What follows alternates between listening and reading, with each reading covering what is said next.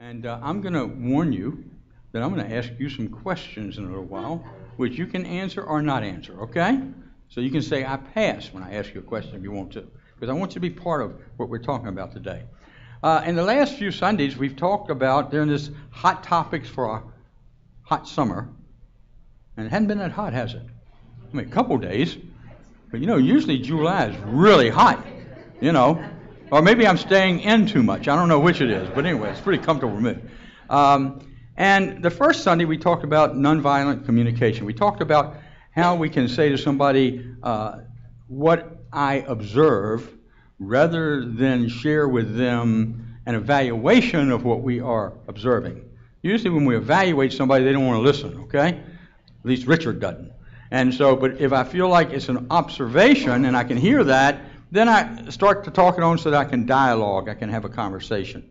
And we talked about how important that is and being able to agree and disagree in love, which is what we do here. Then, the second thing we talked about was the invisible faces of racism. And we know it shows up in our social world. You're not ready to fight. There is another...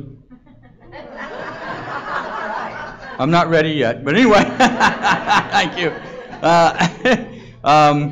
You'll see that in a minute. So it was just a teaser, okay?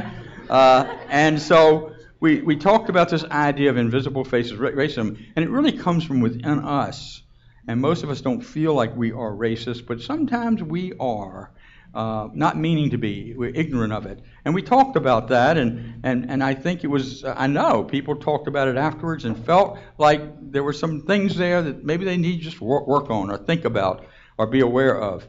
And then last week, we talked about, what did we talk about last week? See, you didn't remember the message. Human trafficking. Human trafficking. That got a little more difficult. But we talked about human trafficking, and we talked about how spiritually we might be able to do something about that, how our consciousness makes a difference, and what we can be alert to, and understanding a little more about it. And then this week we're talking about bullying. How many people here have ever been bullied? Okay, there's some dishonest ones there. No, anyway. How many people here have been teased? Okay, I'm going to come back to bullying and not ask you to raise your hand. Would you guys, how many of you guys feel like you've been bullied? Okay, there we go. We have several of them. I'm not going to ask you if you're a bully. I won't go there, okay? But anyway, because I know you're not.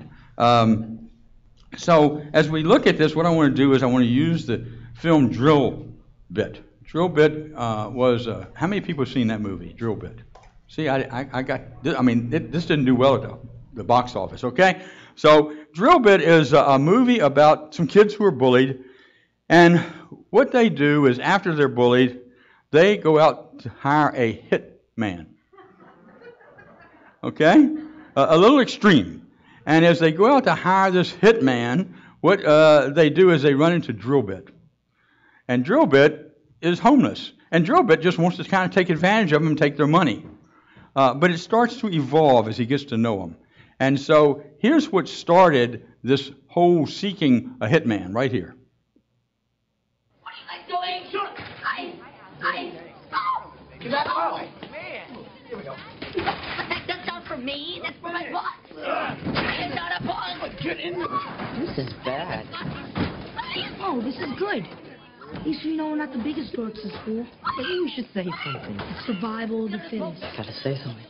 I got to. I have to. Say something. It's hilarious. The kid fits in the locker. Come on. Not funny. This is the dumbest thing I've ever done. Stop! Whoa. I mean, you don't have to, but... Harry Potter. You need to keep your big mouth shut. Yeah, that's what I've been trying to tell him. Hey! Run! Everybody run! It's not safe here! Hey, check this out. Matching shirt geeks. Yo, Ron, these bitches really want to wear the same shirt. Let's make them wear the same shirt, huh? What? Back on here! What's up, like, there! You better keep that on. Because if I see you trying to take it off, you're dead. And you know what happens? If one of you dies, both of you dies. Because you're Siamese queers, bitches! Oh.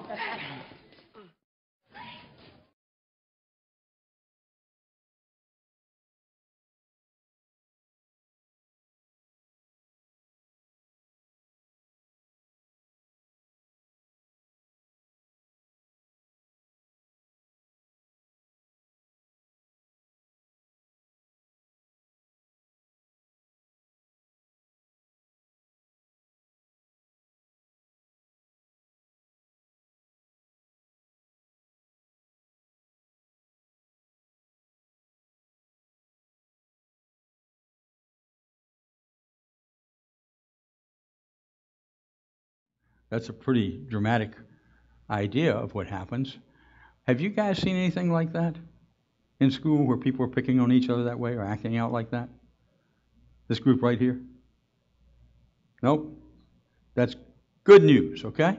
And so what we see here is this whole idea of bullying.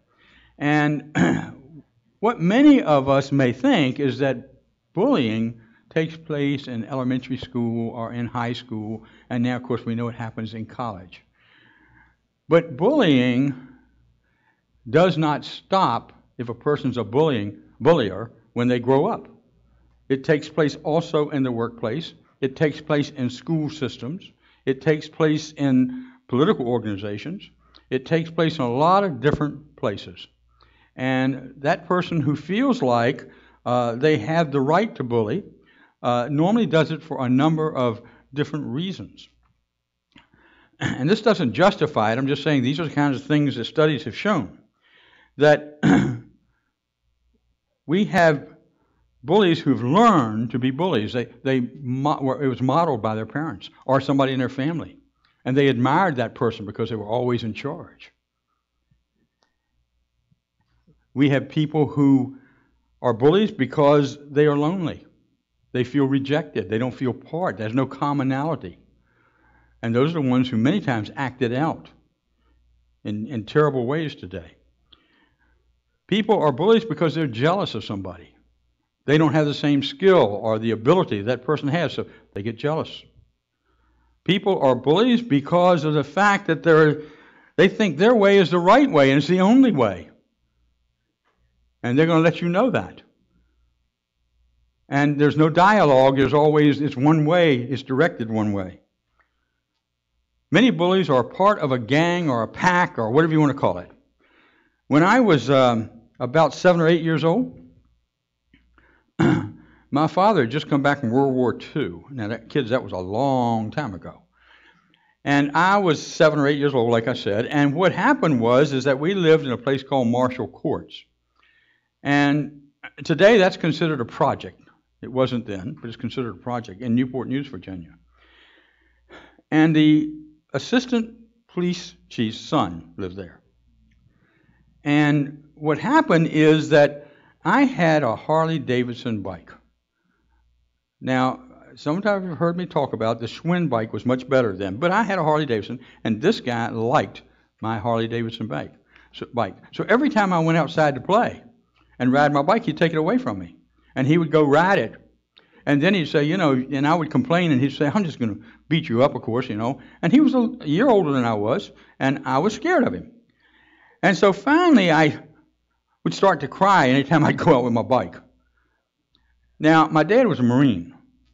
Marines do not believe men cry. Not back then anyway, okay? And so what he did, and I don't recommend this as a solution, but that's what he did back in that day and time, is that he had a talk with me. And he said, you've got two choices. You can go out and take care of that situation and punch that kid in the nose and it'll stop, or you can stay in here and I will give you a whipping. Now, I know whippings are out. My daddy whipped me when I was a kid. I have not had to go to a psychiatrist or psychologist for it. Maybe I should have, but I haven't, okay? And he whipped me maybe 3 or 4 times.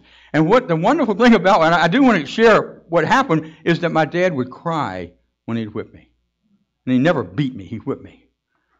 And you know what? That let me know that he really cared. So it wasn't all terrible for me. I could sense that. But that was a choice. So I thought about it for a second, and I said, do I want to be whipped by my dad, or do I want to go outside and defend myself? And so I went outside, walked up to the kid, and I punched him flat in the nose. He went running home to his daddy, the assistant police chief, and said that I had assaulted him, okay? So his dad and my dad have a conversation, and they resolved it, thank goodness. A few days later, his little gang circled around me. And I don't remember what happened. Either it was so traumatic that I've forgotten it, and I don't think that's what happened. It just wasn't a big deal. And I think what they do is they were a little afraid of me now because they didn't know what I would do. So that worked for me. I was teased a lot as a young person. I used to have hair. And when I had hair, it was bright red. And so I was called Carrot Top from the time I can remember. Even some of my family members. And when I met Vicki, she liked red hair, and I got rid of that complexion. I said, that works, okay? Because she liked red hair, that was okay. Everything was okay in the world. And so I got over that. The other thing I did is I wore glasses. It took me 70 years to get 20/20 sight, by the way, and I have that now. But I wore glasses, and the glasses were so thick that they looked like I was looking through the bottom of 2 Coca-Cola glasses, or bottles back then, that had been cut off. I mean, they were that thick. So people used to call me, they used to call me Coca-Cola. I'll stop laughing. This was very hurtful. No, anyway. So they teased me. I would not call that bullying. They teased me. And so I was fortunate. I wasn't bullied very often as I grew up. I'm sure I was some, and there were bullies around. But I was not the victim of it, if you would, and some people are. And today I want to talk a little bit about how we cannot be that victim of bullying, how we can handle ourselves in such a way that we're in charge, not the bully. And that's hard to do sometimes. So people bully for a lot of different reasons. And the biggest one probably is that their ego is out of control. Their ego is running them rather than them running and managing their ego. And they get some fulfillment from it. And then how do people bully today? It's changed. It's changed tremendously. And the way people bully today is they use cyberspace. How many people are familiar with Yik Yak? Anybody in here? Oh, wow. The first service was a little more sophisticated. Okay? They had at least 6 people who understood what it was. But Yik Yak, and I'm glad you don't know what it is.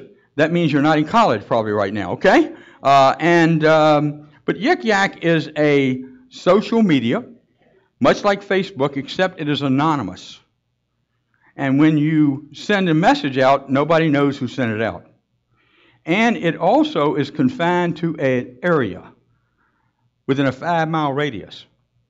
A 1.5-mile radius in some cases, but a 5-mile radius, which is ideal for what? Campuses.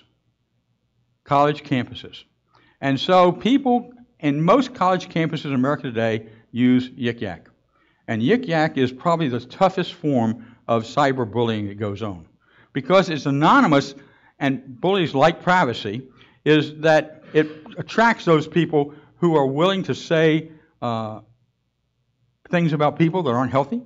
They're willing to act in certain ways and take pictures and show them on the step. And probably within, a minute or two, after somebody gets hold of a picture or makes a statement, they send it out to the whole campus. Okay? It started in 2013. In 6 months, it was the 9th largest social media in the country. Today, it does no advertising. It's considered to be worth $63 million. It was started by 2 students at Furman University. 2013, and here we are in 2015, and now it's the largest media used by college kids in America today. They will get online, and if a teacher is teaching, they will take a picture of the teacher and send it out and make remarks, derogatory remarks. One teacher has sued over it, but they can't get the information from Yik Yak in order to pursue the lawsuit because of supposed rights, okay? Anyway, that is the biggest form. And from that has come a new word, cybercide. Cybercide are people who commit suicide because they have been bullied. Now, 80% of the people in the United States who are bullied, it does not affect them particularly. They do not take it on personally. They don't, they don't go into trauma. But there's that 20% who do. And that's the 20% that are affected by it. And we think we know some of those reasons. And part of it is because they also, many times, don't have a great self-esteem. They also haven't had the training to understand that they're in charge of their world. They also haven't had an understanding that they are created in love, that they are love. We teach these young people right here, you are love. We don't just love you, you are love. That's what God created you as. Okay? And you love us because you are love. And when you demonstrate that love, you're probably going to have less trouble with bullies. That's not the whole solution, but you'll probably have less trouble with it. And so what we understand is that people who are the recipients of bullies are somewhat like the bullies. Their ego is a little out of whack. I don't mean that negatively, it just is. They're not in alignment with themselves, and they feel like that they don't belong because somebody's making fun of them.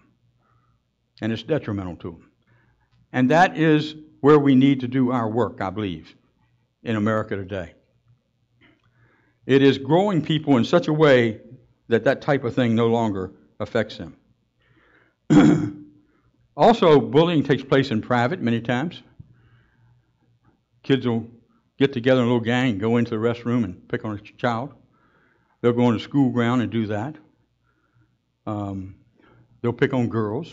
They still do that today. A lot of those kind of things. And then it goes on publicly when you really have the gang behind you see, like we saw in the movie.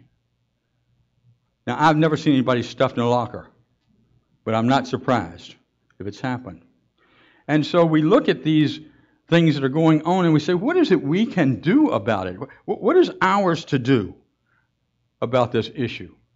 And as I just have a question for those who are willing to participate. Thank you. What's your name? Trayshawn.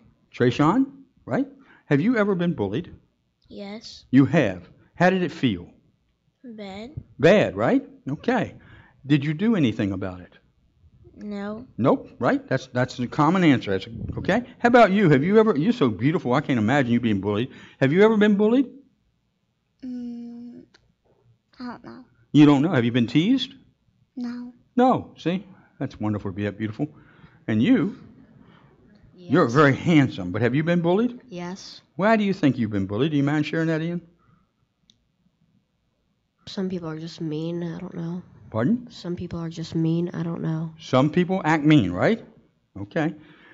And I'm going to give you an idea how you might change that a little bit as we talk. How about you, young lady? No. No? See, the girls are so lucky. How about you? You been bullied? No. No? Is that because you're big and strong? No, you just haven't been. And you? No. No. Okay. You guys are doing good, all right? If you were bullied, what do you think you should do? If you were bullied, what do you think you should do? You have any idea what to do? You've been bullied before, right? Yes. Yep. And you didn't know what to do, did you? No. Except take it, right?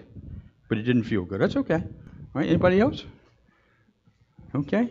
Yeah. What do you think you should do if you're bullied? Walk away. Walk away. One of the demonstrations was stop. That didn't work real well for that young man, but it stopped, okay? It worked real well for the little kid who was in the... Remember, he got away, all right? So it wasn't bad. Stop. Have the courage. We'll talk about that in a minute. So what we need to do is learn how to manage this thing, not only as children, but as adults. And so we have a video here where Drill Bit begins to grow up a little bit, okay? And he begins to understand how to help these kids. And here's that video right now. Right, there is another alternative, but I got to be honest with you, only the strongest of warriors can pull this one off. So difficult that most men tremble at its mere thought. What is it? What is it? Love him. What? Love him. No, I don't know what's going through your head, Drobit, but I'm not gonna. No. When I'm talking about love, I mean compassion. I'm not gonna. Shut up. And understanding. Find your commonality. Let him know you're more alike than different. Maybe that'll put out his fuse. And remember, guys, just because you don't see me doesn't mean I'm not there. I'll be there. Like a silent, deadly poltergeist. Thanks. Okay. All right, see you later, Drobit. Remember, you're under my wing. Oh, no. He is. Hey, hide? No. We've been running and hiding all week. This is what Drobit's been talking about, finding commonalities. He's rapping. You love to rap. You can do this. No, I can't. Yes, you can. It's just like an 8 Mile. He'll respect No, you. man, I'm afraid of him. I can't. You're crazy. You can do it, Ryan. Don't do it. I believe in you. Don't. All right, you can do it. You can do it. Stop, stop. What's up? I want to rap with you. Yo, flip the script, Ron, and hit that beat. Yo, this cool, Phil? Sure, whatever. Yo, call me whatever you want, but you know I gets busy. I'm so bad. I'm the king of Vice City, like the Buddha. I'm Zen like back of my band. I tell suckers, say hello to my little friend. Oh, snap. This guy. Hey, meatball, where's your spaghetti? Your rapping's like a nightmare, but I don't see Freddy. You best not even try to spit rhymes, dude, because when you spit, all I ever see is chewed up food. Yeah, that's how we roll. That's how we do. Look, if you're not ready to fight, there is another alternative. But I gotta be honest with you. They found commonality. And in the movie, they continued to go at each other, and they ended up being friends, okay? Because they had something in common.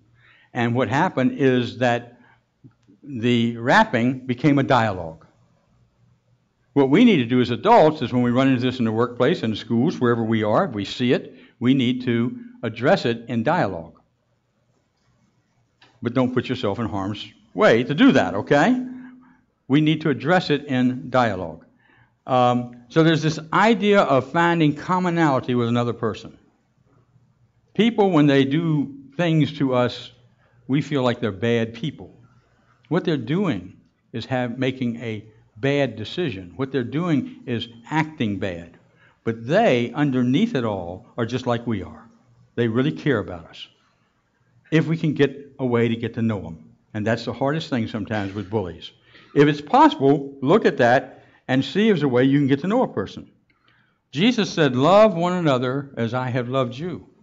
Jesus also said it's easy to love the family and it's really hard to love somebody you feel is an enemy. Does that make sense? If somebody's hurting me, it's hard to love that person, right? But we can do it. Because again, like I said earlier, you are created as love.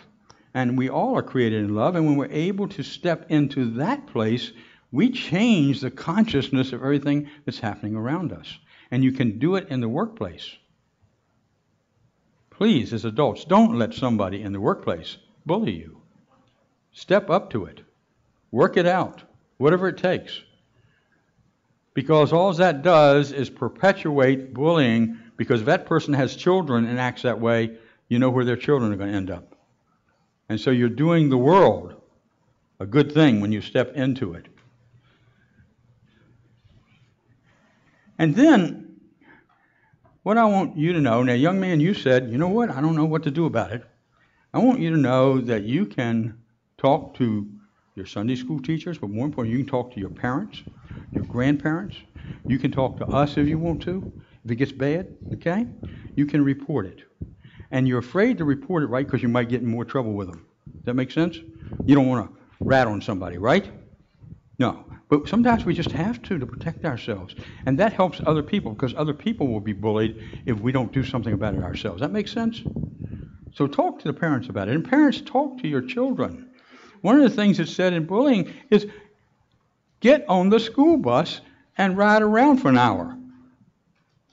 The kids aren't going to act all proper because you're on the school bus. Believe me, I used to drive one in college, okay? You know? And so get on the school bus and ride one day. Go into a class. Don't go into a classroom. That's where it's going to be more control. But go into the hallway and hang out at the school sometimes to see what's happening. And you become involved that way. In the workplace, if you see it going on, be aware of it. Let the other person know who's doing it, but the person who's being affected by it, you care about them. Don't become the spectator, and they think because you're a spectator and you don't say anything that you're agreeing with the person who's doing the bullying. That makes sense? We have to be proactive. And Unity's principle says, the fifth one says, that we take action. We take action in a loving, caring way.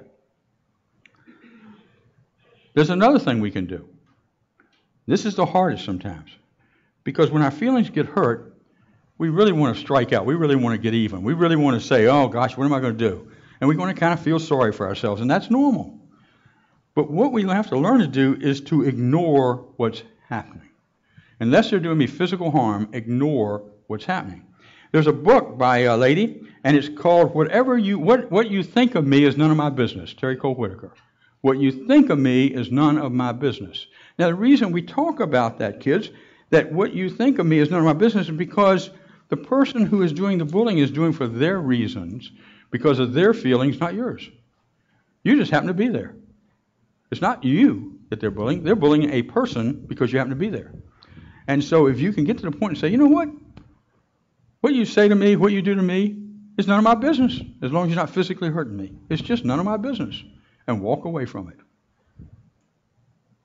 Because you, as a child of God, have the ability to literally understand that you are valuable and you are that love, and no matter what somebody else says to you, that's what they think, none of your business. That goes for adults too, by the way. What you think of me is none of my business. So please don't tell me. No, anyway. But it really isn't as we work together.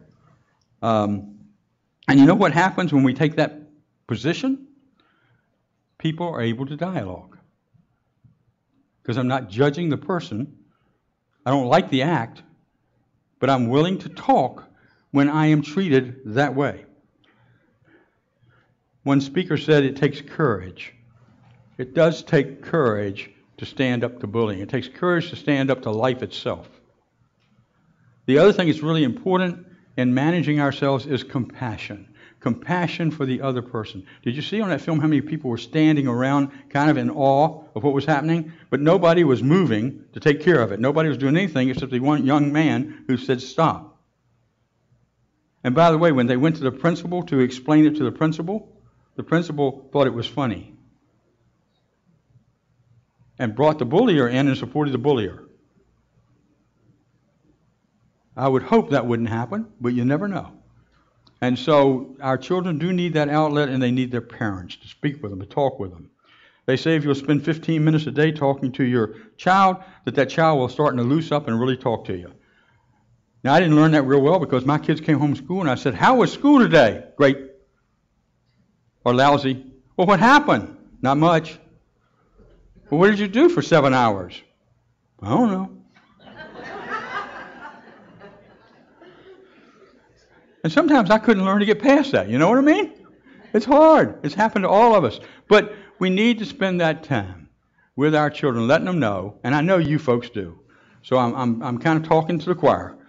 Letting them know that we care about them, we love them, and we're willing to listen to them. And so if we spend 15 minutes a day, that's not a lot, with our children, that'll start to happen in time. They'll start to loosen up. They'll start to trust us. They'll start to share their lives with us. But it does take some work on our parts as adults. So, over the last few weeks, as I said, we've talked about a number of things that have kind of built up. This was the most difficult one for me to talk about and apply to principle in some ways. But we talked about the concept of nonviolent communication. You see, with a bully, if I observe what they're doing and say that really hurts my feelings, they're either going to say good or they're going to stop. And some of them will say, oh, I'm sorry, because you're willing to talk with them. You're finding something in common that you have. So we use nonviolent communication. The second thing we can do is make sure that we are not allowing somebody to bully us, or we're not bullying somebody because they are different. That's a form of bigotry and a form of racism. So if I am different, it's okay. But it doesn't give me permission to look at others and say, you're different, so I don't like you. I'm not going to have anything to do. I become fearful. So we can let go of any fear that way. And then the other thing we can do is be aware that the reason we're here is for spiritual growth. And understand that every person who comes into your life, now guys, this will be a little harder, okay? But every person who comes into your life is there to teach you something. Is there to teach you something. They're actually your friend. Doesn't feel like it at times, but it's the truth. Because we're all together to develop relationships and to learn from those relationships, even the ones that are tough sometimes. So we can grow. So we can become fruitful. So we can live our life freely and openly. Would that feel good to you? Yeah, I thought it would, okay? So let's all remember that we are here to support one another, that we are here to share that Christ consciousness, as we call it, the Buddha consciousness, the divine consciousness, I don't care what you call it, it's all the same. Okay? It's the universe in action, supporting us on what it is we affirm that we want in our lives and we want for others. So thank you for this opportunity to share some thoughts. These, just a second, Brett, I will. These topics came from VCU campus. I talked to some people there and said, tell me what you're talking about. And these were the 4 top things that they've been talking about. So they're germane to the kids, okay? And I think they're pretty germane to us. Brett? I'd just like to applaud the young man who had the courage this morning to share his experience of bullying with the benefit of all of us. Let's do that. Stand up, young man. Thank you. Thank you. Appreciate it. Ian, stand up, buddy. Matter of fact, all you kids stand up. Come on. Thank you for being here, okay? There you go. Thank you so much. Thank you, Brett. I appreciate that. And so, I don't know where I'm supposed to go next. What is it? Oh, welcoming visitors. Thank you. I got lost there for a second. I do that sometimes. So we're here to welcome our visitors. How many people here for the first time at Unity of Richmond? Would you raise your hand? You're here for the first time? Okay. Here's what we'd like to do. We'd like to welcome you here, and we'd just like you to know who we are. Now, does everybody get a packet? That's the first. I'm supposed to ask that first. You got a packet? You got a packet. Okay. So good job, Barbara. And what we know is we know who you are. We know that you are... We got this under control. We know that you are children of God, okay? And as children of God, that what you've brought us this morning is your smile. You've brought us your love. You've brought us your joy. And you've brought us your sense of oneness this morning. We appreciate that, and we hope you felt the same thing coming back at you. So thank you for being here, and we hope you will return the next time as a newcomer, okay? Thank you.